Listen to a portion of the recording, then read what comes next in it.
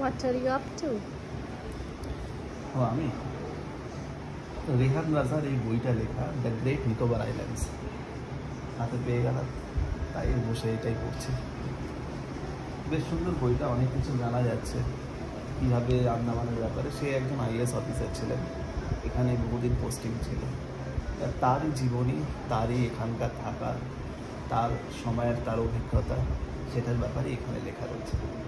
বেশ একটা মজার জিনিস, এই আন্দামান দ্বীপপুঞ্জের যে সবচেয়ে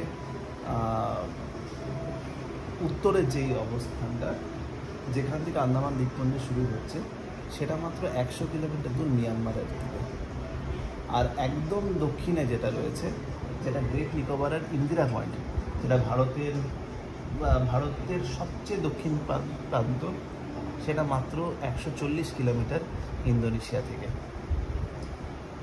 এই আন্দামানের নাম কি হয়েছে, কীভাবে এসছে জানো?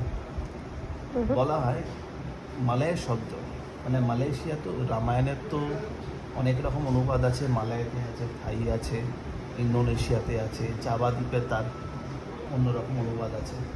তো মালয় রামায়ণে বলা হয় যে প্রভু শ্রী রাম হনুমানকে পাঠিয়েছিলেন যখন সীতা মাতা দর্শন, মানে তাকে তার খবর আনতে শ্রীলঙ্কায়, তখন সে নাকি এখানেই আন্দামান দ্বীপেই এসে প্রথম অবস্থান করে তারপর এখান থেকে গেছিল।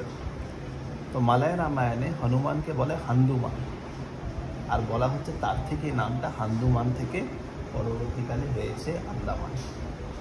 আর নিকোবর এখানে একসময় প্রায় যখন চোলা সাম্রাজ্য ছিল, যার একদম চূড়ান্ত চোলা সাম্রাজ্যের সময়, তখন আন্দামান নিকোবর কিন্তু পুরোটাই কিন্তু চোলাদের আন্ডারে ছিল। তো ওরা আন্দামানকে ডাকতো তিমাই তিবু বলে, আর নিকোবরকে বলতো নাক্কাবারাম। নাক্কাবারামের অর্থ হলো নেকেড পিপলস ল্যান্ড, যেখানে মানুষ কোনো কাপড় জামা পরে না। এখানকার যারা জনজাতি ছিল ঠিক সেইভাবেই থাকতো। তো সেই নাক্কাবারাম থেকেই হয়েছে নিকোবর। বেশ মজার না?